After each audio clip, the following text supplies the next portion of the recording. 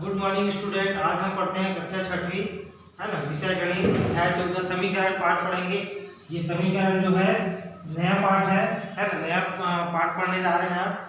समीकरण पाठ का प्रश्न नंबर 14.1 देखेंगे, है ना। पहला नंबर का जो सवाल है वो उतना इम्पोर्टेंट नहीं, समीकरण छाटिए करके बोल रहे हैं, है ना, तो आप इसको छाट सकते हो। समीकरण प्रश्न नंबर दूसरा देखेंगे। निम्नलिखित समीकरणों का बायां पक्ष और दायां पक्ष बताना है। इसमें बायां पक्ष और दायां पक्ष बताना है, तो ये हमारा प्रश्न है, ठीक है। अब इस सवाल में बायां पक्ष कौन सा है और दायां पक्ष कौन सा है ये बताना है, ये सभी सवालों में, ठीक है। तो यहाँ पे लिख देंगे पहला नंबर का हल इसमें आएगा, पहला नंबर का है बायां पक्ष, ऐसे लिखेंगे बायां पक्ष। अब बायां पक्ष क्या है, x-5 है ना। अब ये दायां पक्ष हो जाएगा, तो बायां पक्ष है x-5, ठीक है। इसको ऐसे कॉमा लगा देंगे और दायां पक्ष हो जाएगा 9। यहाँ पे लिखेंगे दायां पक्ष बराबर 9, ठीक है। अब प्रश्न नंबर दूसरा देखते हैं। 2x-3 बराबर 7 इक्वल टू 7, है ना। अब इसमें बायां और दायां कौन सा ये बताना है, तो यहाँ पे भी हल करके लिख दो। बायां पक्ष है ना, बायां पक्ष 2x-3 है, तो 2x-3। अब दायां पक्ष क्या हो जाएगा 7, इतना बायां पक्ष है ना। अब ये क्या है दायां पक्ष, तो दायां पक्ष हो जाएगा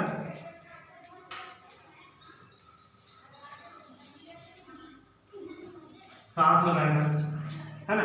अब देखते हैं प्रश्न number 3। 2y equal to 9 - y। इसमें बायां पक्ष क्या है, बराबर के इधर है, वो बायां पक्ष बराबर के इधर है, वो दायां पक्ष है ना। तो हल करके इसको भी लिखेंगे। बायां पक्ष हो जाएगा 2y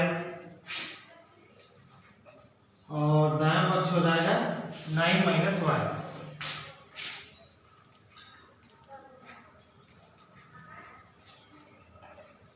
दायां पक्ष 9 - y, है ना।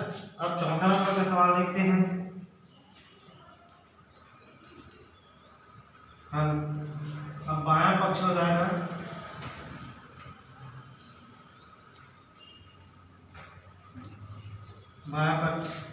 बायां पक्ष हो जाएगा 2y, है ना। अब दायां पक्ष होगा, दायां पक्ष हो जाएगा 6, यस है ना। अब इसका 15 बराबर 2a + y, तो बराबर के इधर है वो क्या हो जाएगा बायां पक्ष हो जाएगा। अब ये हो जाएगा दायां पक्ष,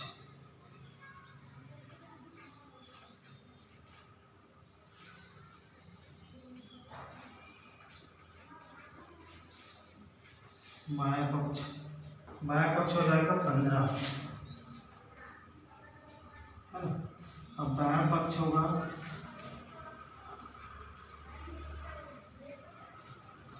दायां पक्ष हो जाएगा 2y + 5,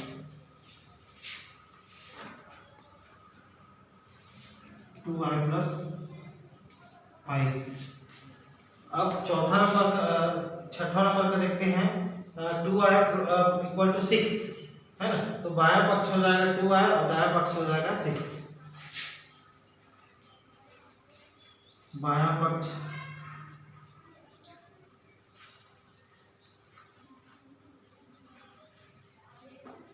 पक्ष हो जाएगा 2y और दायां पक्ष होगा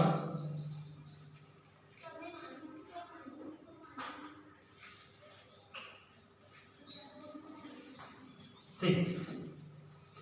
ये इस तरह से बनेगा, है ना। आप लोग को समझ में आ गया होगा, ऐसे लिखना है आप लोगों को, इसको कॉपी में नोट करेंगे। 3 तो प्रश्न नंबर तीसरा देखते हैं, है ना। निम्नलिखित कथनों में अज्ञात संख्या y का y का प्रयोग करके समीकरण में बदलिए बोल रहे हैं। निम्न कथनों का अज्ञात संख्या y का प्रयोग करके समीकरण में बदलना है, y का प्रयोग करके इसमें बदलना है। तो पहला नंबर है किसी संख्या के दुगने में से 3 कम करने पर 17 आता है। किसी संख्या के दुगने में से, तो किसी संख्या मतलब y मानते हैं इसको, है ना।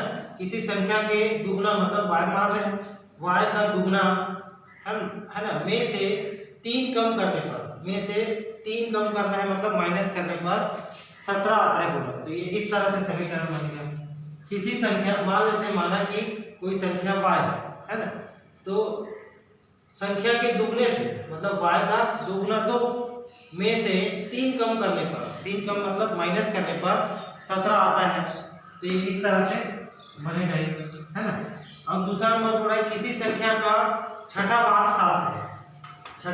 मतलब कोई संख्या का 7वां भाग है ना, तो y बटे 6 हो जाएगा, तो छठा भाग 7 है, इस तरह से बनेगा।